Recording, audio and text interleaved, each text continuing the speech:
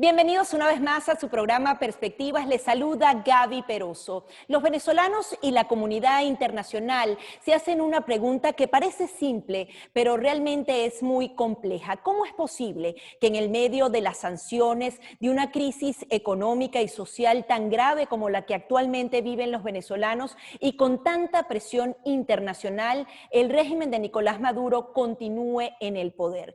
Para intentar responder esta compleja pregunta, hemos invitado a Diego Area, quien es experto en el manejo de crisis, en transición democrática, en diplomacia y en política, y adicionalmente es el director asociado del Atlantic Council, dedicado su portafolio al tema venezolano. Muchísimas gracias por acompañarnos. Gracias, Gabriela, a ustedes por la invitación. Muy contento de compartir hoy un tema tan importante para nuestro país como es la profunda corrupción que ha sufrido nuestro país en las últimas décadas. Así es. Quería hacerte esa pregunta simple y compleja. ¿Cómo es posible que el régimen de Nicolás Maduro haya sobrevivido por tanto tiempo? Bueno, pues, sin duda alguna, es bastante complejo, como dices tú inicialmente, es la suma de una serie de variables, pero que comienzan con el ascenso a la presidencia de la República de un líder bastante popular, como lo fue Hugo Chávez, y él en su presidencia dedicó parte del ejercicio de su poder a la erosión de las instituciones democráticas, a la repartición de cuotas de poder y de espacios de negocios con un precio del petróleo en altos históricos y con un nivel de producción petrolera que le daba recursos, no llamemos ilimitados, pero multiplicó el ingreso de recursos, y a la vez, mientras todo esto estaba sucediendo, nuestro país, Venezuela, se endeudó por cantidades millonarias. A veces es muy difícil hablar de montos porque ni siquiera uno mismo entiende la magnitud de los montos de lo que estamos hablando, pero se hipotecó nuestro suelo y un poco nuestro futuro. Hoy vemos las consecuencias humanitarias de lo que sucedió durante los últimos 20 años.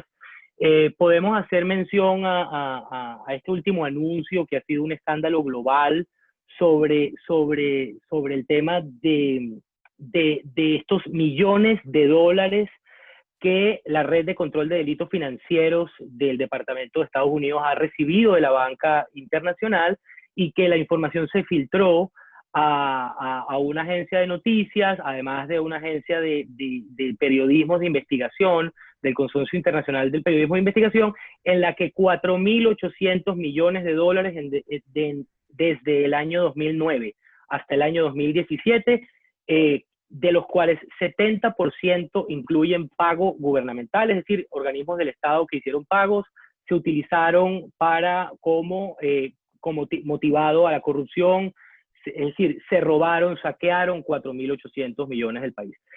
Eso es lo podemos llamar como una fase inicial de la desinstitucionalización del país. Y eso ha devenido, eso ha ido empeorando, eso ha ido mutando en lo que se llama ahora en la comunidad internacional una empresa criminal conjunta, que es lo que termina de Venezuela, el régimen venezolano termina siendo, con aliados regionales para la perpetración de estos crímenes, con la presión internacional y las sanciones internacionales al primer recurso natural y a la primera fuente de ingresos que ha tenido históricamente nuestro país, que es la energía y el petróleo. Ha mutado ya no solamente a hacer corrupción administrativa con los recursos del Estado, se ha minimizado los ingresos lícitos que tiene el gobierno o el régimen venezolano, y ha mutado a actividades como el narcotráfico, actividades como la explotación ilegal de minerales en el arco minero, lo que trae violaciones sistemáticas de derechos humanos, genocidio. Es decir, lo que estamos viendo es el espiral criminal que se ha convertido ya no nada más en una espiral regional criminal, nacional criminal, sino en una espiral global, con implicaciones financieras y con vínculos en Europa, con vínculos con potencias extranjeras como Rusia, China e Irán. Podemos hablar luego a más profundidad de esto, pero además utilizando el sistema financiero internacional para lavar el dinero que le saquearon al país y que ha generado una de las mayores crisis humanitarias que ha visto la historia de nuestro hemisferio. Sí, a mí me llamaba mucho la atención la denominación que hacen de una empresa criminal conjunta, que sería manejada actualmente por Maduro, pero heredada de Hugo Chávez. Coméntanos qué significaría esto versus lo que sería un gobierno regular con corruptos alrededor. ¿Cuál es la diferencia entre ambas? Bueno, la realidad de Venezuela hoy es que disidentes de las Fuerzas Armadas Revolucionarias de Colombia hacen vida y colaboran con algunos espacios del régimen y de la Fuerza Armada, miembros del ELN, grupos irregulares armados que se dedican al narcotráfico, eh, hacen vida y tienen soberanía, tienen ejercicio de control sobre espacios del territorio nacional. Es decir, el Estado le ha cedido control de áreas, de espacios, además de espacios claves para el interés nacional a grupos irregulares no estatales, grupos no estatales. Eh, el régimen está vinculado en el tráfico de drogas, el régimen está vinculado y miembros de la Fuerza Armada Nacional están vinculados con la trata de personas, con ecocidios, con explotación ilegal mineral ilegal, pero además hay un segundo componente que es el que lo hace más peligroso para la región, que es que tiene vínculos con poderes geopolíticos como Rusia, con quienes tienen una relación geopolítica y estratégica muy importante, compra millonarias de armas, relación geopolítica muy importante con la China alrededor de temas sobre todo de inteligencia, mediante todo este sistema que se ha heredado del carnet de la patria, que se usa como un mecanismo férreo de control social, y todas estas variables que acabo de mencionar están enfocadas en mantenerse en el poder y no soltar el poder a costa de lo que sea, mantenerse a costa de lo que sea en el poder. Han además aceitado de forma muy eficiente los mecanismos de control social. Vemos como estas semanas en Yaracuy y distintas zonas del país hemos visto como espontáneas protestas del pueblo venezolano que está hambreado, que vive la crisis más potente que ha visto el hemisferio, y han aceitado los mecanismos de control, no solamente con la Fuerza Armada Nacional, pero además con grupos irregulares y colectivos. Y si acompañamos a estas relaciones geopolíticas con estas actividades criminales y le sumamos el reciente informe que las Naciones Unidas sacó a la opinión pública, donde denuncian y prueban que se están cometiendo crímenes de lesa humanidad y que el presidente Maduro y algunos de sus colaboradores más cercanos han estado informados y han sido quienes han dado las órdenes para esto. No juegan las mismas reglas de juego que el mundo occidental, que los demócratas del mundo, por eso es que se hace mucho más complicado que se termine de imponer la democracia y la institucionalidad democrática. Yo considero que la estrategia debe mantenerse desde la perspectiva de la presión y restringir el acceso a financiamiento irregular por parte del régimen, seguir presionando la frontera, seguir reforzando la seguridad en la frontera con Colombia. Hay un tema del que no se habla demasiado porque hay demasiadas noticias complejas en Venezuela, pero el pacto de paz de Colombia, el acuerdo de paz de Colombia está siendo en este momento amenazado por el régimen de Maduro y todos estos grupos irregulares que están buscando refugio en Venezuela. Entonces, es un tema muy complejo, es un tema que no podemos dejar de trabajar y no podemos dejar de seguir diagnosticando y levantando atención alrededor del mundo, sobre todo en este momento en el continente europeo, para seguir alertando del peligro que significa mantener a un régimen de la naturaleza como el que está hoy, que comenzó simplemente, como dije anteriormente, erosionando la institucionalidad democrática del país, violando los pesos y contrapesos de la institucionalidad democrática, pero que eso ha terminado corrompiendo a la sociedad. Nosotros vemos que este proceso no es solamente un proceso que se vive dentro del seno de quienes se consideran de izquierda. Estos son 20 años de corrupción muy profunda, como hemos visto a lo largo de estos meses y seguiremos viendo cada vez más. Esto ha permeado en la sociedad y es muy complejo entender quiénes son los buenos y quiénes son los malos. También el régimen, por último, para cerrar la idea, es muy efectivo generando desconfianza con sus adversarios. Son muy efectivos generando desinformación y generando desconfianza en sus adversarios, en la oposición democrática venezolana, sabiendo cómo promover la desunión de criterios y de perspectivas.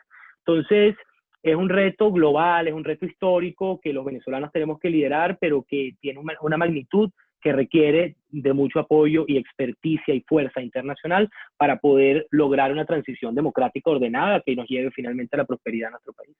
Ahora, se recomienda presión internacional, se dice que las sanciones han tenido una efectividad importante en todo este proceso, pero no es suficiente porque ellos siguen enriqueciéndose de esas actividades ilegales paralelas. ¿Cómo poder entonces lograr realmente una salida del régimen de Nicolás Maduro si hay tantas fuentes alternas ilegales que pueden mantenerlo en el poder? Tú me estás haciendo la pregunta del millón. Esa es una pregunta que se debate hoy todos los tomadores de decisiones, todos los gobiernos, organizaciones como en la que yo trabajo. ¿Cuál es la efectividad de la sanción?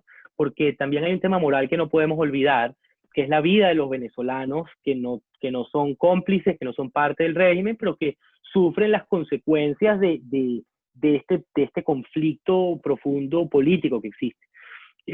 Yo considero que las sanciones no pueden ser vistas como un fin, que tienen que ser un medio para alcanzar ese fin, y ese fin hay acuerdo internacional en que debe ser una transición política a la democracia. En la medida en la que las sanciones ayudan a presionar este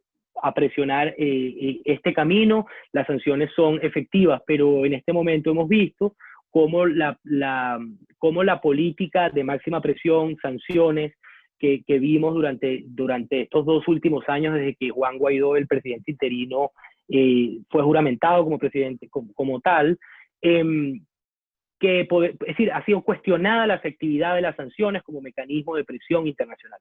Yo considero que las sanciones deben ser revisadas, que deben ser recalibradas para hacer la menor cantidad de daño a la vida y a las vidas de venezolanos que hay en Venezuela, siempre y cuando bloqueen el acceso a quienes violan derechos humanos, a quienes han criminalizado el gobierno.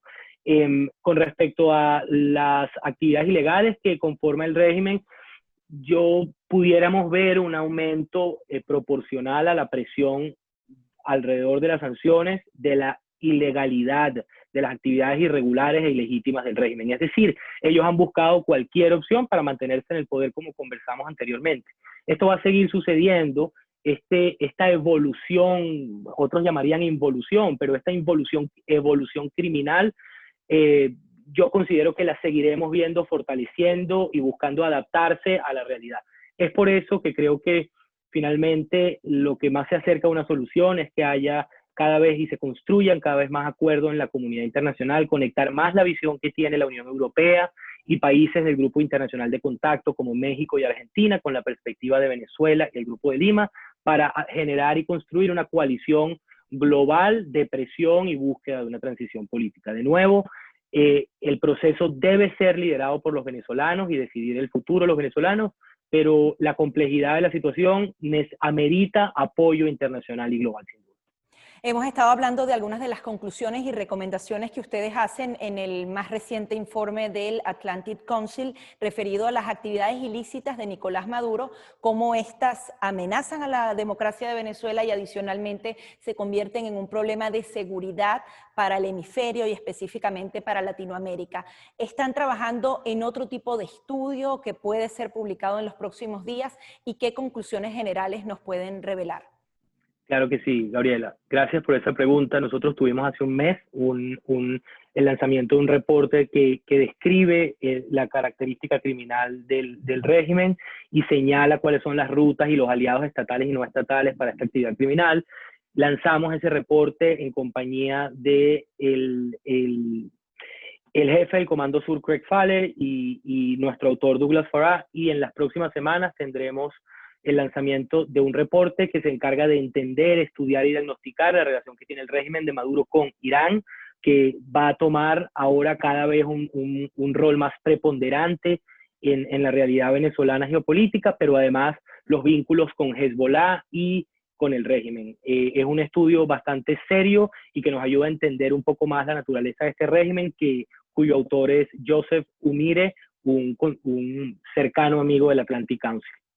Director Area, se nos comienza a agotar el tiempo, pero quiero tomar rápidamente algunos temas específicos. Primero que nada, ustedes en ese reporte hablaban del actor en el que se convirtió Petróleos de Venezuela dentro de todo este entramado criminal. Es decir, estábamos hablando de una petrolera estatal que en cualquier otro país podría ser ilógico pensar que esto ocurriera, que era justamente esa fuente para pasar todos esos dineros ilícitos, poder lavarlo, disfrazar lo que se traficaba con drogas en supuestos grandes proyectos que realmente eran falsos, o incluso en ese supuesto intercambio de petróleo por bienes y servicios entre las naciones. ¿Cuán profunda es la corrupción en este caso y donde no solamente estaba una petrolera venezolana involucrada, sino otras petroleras de la región? La corrupción es integral y la corrupción es orgánica. Parte de los retos más duros que vamos a tener como nación cuando comience el proceso de reconstrucción es combatirla desde su causa, porque quizás no lo entendemos demasiado en el día a día y vemos otra serie de atrocidades alrededor del régimen y que parecieran más dramáticas. Pero la corrupción es la génesis de esto que vemos hoy. PDVSA fue, así como tú lo afirmas, ha sido una caja chica que durante muchas décadas no fue tan chica. Durante muchas décadas se manejaron billones de dólares en PDVSA y se manejaron para lo que dice los datos y los estudios que existen son dos lógicas fundamentales. La primera, como tú bien lo dices, servir como, es difícil llamarlo lavadora, pero servir como instrumento y de flujo de recursos que no podían haber entrado en un país democrático a Venezuela. Y en segundo lugar, y yo creo que bastante más relevante e importante para la comunidad internacional, es que sirvió para financiar movimientos ideológicos alineados con la izquierda regional y con la izquierda internacional.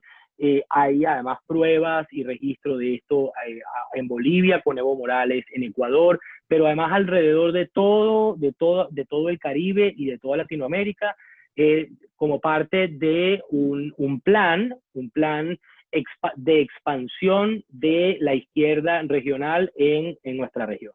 Eso fue, perdóname, yo para cerrar esta idea, esto no solamente fue un plan muy efectivo, sino que genera impacto todavía hoy en la realidad regional. Vemos como Evo Morales, vemos como Rafael Correa siguen siendo fuentes importantes de desestabilización y polarización en sus países y en la región.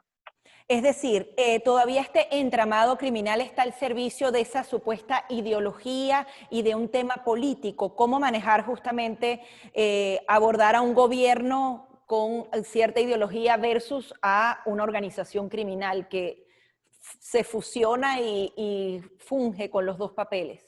El reto más grande que existe cuando tratamos de explicar a la comunidad internacional, por ejemplo, creo que es una forma que me facilita responderte de esta forma. Cuando intentamos explicarle a actores internacionales que no están demasiado informados con el tema del régimen, es muy difícil, y eso es lo que creo que es otro factor que los hace todavía mantenerse en el poder, que tienen una naturaleza multisectorial, multidinámica, se adaptan, evolucionan y además siempre intentan parecer un gobierno institucional, un gobierno elegido por el pueblo, cuando realmente eso, yo creo que hay consenso alrededor de ese tema. Es un gobierno, es un régimen profundamente impopular y que está generando un daño muy profundo para generaciones venideras al país.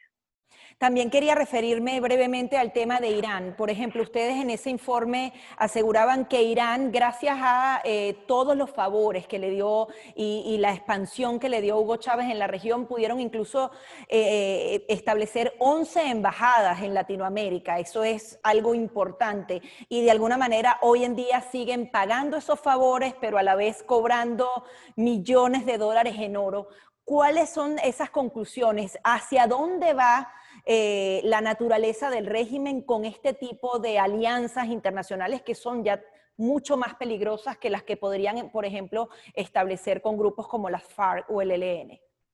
La petrodiplomacia tiene referentes históricos y en el caso de Venezuela fue muy efectiva, no solamente para promover a movimientos de izquierda y aliados de izquierda en la región, sino para entablar, cerrar, solidificar alianzas geopolíticas. En efecto, Chávez es el gran promotor de la relación Irán-Venezuela, la influencia de Irán en la región no es un tema menor, es un tema que a los Estados Unidos y al mundo occidental debe prender una alarma además roja, porque tienen experiencia desestabilizando el Medio Oriente, generando relaciones estratégicas con grupos no estatales como lo es Hezbollah, que a su vez también está incrementando su presencia en la región, ha tenido históricamente una gran presencia en Argentina, pero se están cada vez están creciendo más en capacidad de acción. Entonces, es un tema que Irán y Hezbollah, el régimen venezolano y algunos grupos de izquierda que hacen vida en el Foro de Sao Paulo, hay que estar muy atentos porque no van a descansar, porque ellos la realidad la ven como es decir, están siendo atacados realmente. Cuando lo vemos desde la perspectiva objetiva, el régimen de Maduro en este momento está siendo sistemáticamente atacado por la comunidad internacional por un lado y por fuerzas internas por otro. Entonces van a hacer todo lo que esté en sus manos para ellos mantener y amplificar su influencia en Venezuela y en la región, cediendo soberanía como lo han hecho, cediendo interés nacional como lo han hecho, cometiendo crímenes de lesa humanidad como ya lo han hecho, traficando droga, explotando los recursos naturales del país, generando impacto ecológico fulminante. No estamos ante un adversario fácil ni convencional. También quería referirme al tema del flujo de todo ese dinero que llega a Europa. Hasta ahora Europa no ha sido tan férreo como el gobierno de Estados Unidos en ese tema de las sanciones y de identificar a una serie de testaferros que colaboran. ¿Qué debería hacer Europa en un momento tan importante y cuán importante es que ellos actúen con respecto a todas estas divisas que siguen entrando a su sistema? Bueno, parte de lo que tenemos que hacer quienes nos dedicamos a trabajar para fomentar coaliciones internacionales y seguir buscando la transición en Venezuela es tratar de levantar la atención en distintos países claves europeos como lo son Suiza, lo son España y es Portugal principalmente, para que sigan levantando alertas y sigan trabajando para reforzar el bloqueo al flujo ilícito de finanzas por la banca europea. Existe, se tienen registros de esto y hay que trabajar en conjunto. Las recomendaciones, me preguntabas anteriormente, el reporte que hicimos sobre la actividad criminal, y nosotros estamos fundando y promoviendo la creación de un grupo de trabajo que incorpore a generadores de política y tomadores de decisiones europeos, de los Estados Unidos, además de latinoamericanos,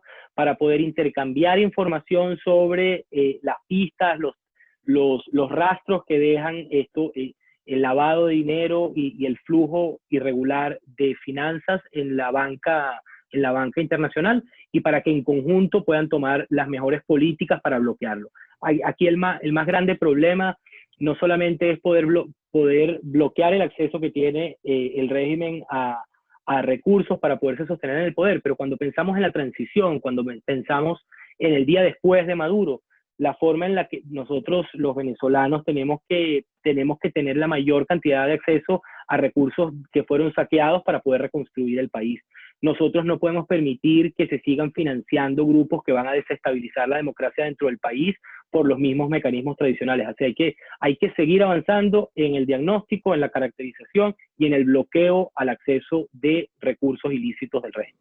Quería finalizar precisamente con esa pregunta. ¿Cómo es posible una transición democrática si, por ejemplo, hay un rompimiento del régimen de Nicolás Maduro? ¿Cómo ir a esa transición democrática si continúan esos grupos civiles, militares, relacionados al gobierno, a actividad criminal? ¿Cómo puedes hacer un gobierno de transición con tantos actores malignos dentro de Venezuela? Gracias por esa pregunta, Gabriela.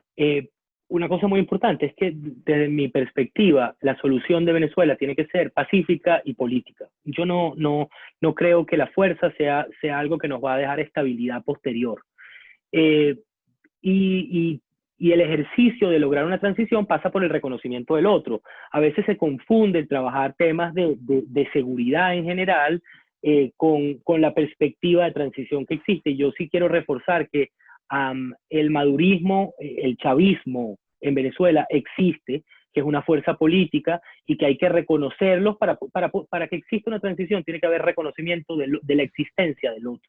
Eso es algo que yo no estoy seguro que la política en general en Venezuela, o lo que queda de ella, está de acuerdo con esto. Pero bien dicho esto, y por eso yo siempre hago mención a que tiene que ser liderado por venezolanos, un primer proceso, y así lo imagino, es muy complejo de nuevo, pero yo imagino un proceso que inicie a partir de la premisa de reconocimiento del otro, que se traten de buscar áreas comunes. Yo te aseguro, yo creo fielmente, yo no creo que el chavismo no sea democrático. Esto es un tema que es bastante polémico en cualquier espacio que uno lo habla porque es muy complejo, pero yo creo que existe una fuerza dentro del chavismo que es democrática y que hay que rescatar y hay que reconocer. Y esa misma fuerza va a ser enemiga de la irregularidad, de la criminalidad, de la empresa criminal conjunta. Y allí es que entra el apoyo global e internacional para ayudar a los venezolanos a que puedan decidir su camino y que la irregularidad, grupos irregulares y paramilitares y la criminalidad no sea quien se imponga en el país. Entonces, de nuevo, creo que el proceso de transición empieza necesariamente por un proceso de acuerdos de los venezolanos y entre venezolanos, pero involucra sin duda alguna a actores internacionales que apoyen este proceso y que ayuden a estabilizar el país. Muchísimas gracias. Sí, gracias. Finalmente. Quiero finalmente decirte que hay mucha gente, mientras nosotros estamos hablando, hay mucha gente, y me incluyo, pensando en el escenario del día después. El gobierno interino tiene en privado, ha estado desarrollando los planes y escenarios para el día después, y distintos países de la región, así que hay interés, y porque es un tema muy importante que tenemos que irnos preparando desde ya. No van a durar para siempre, porque el mundo cada vez más entiende y sabe qué son. Mucho trabajo por delante, entonces. Así es. Muchísimas gracias. Gracias a ti, Gabriela. Muy amable. Son las declaraciones de Diego Area, quien es director asociado del Atlantic Council y quien estuvo entonces está a cargo de todo el portafolio de Venezuela, pero adicionalmente de este estudio en particular, que estudia lo que es la actividad criminal relacionada a Nicolás Maduro y su antecesor Hugo Chávez, y adicionalmente cómo esto ha afectado la democracia en Venezuela y adicionalmente la seguridad en todo el hemisferio. Es así como finalizamos en nuestro programa del día de hoy, Perspectivas.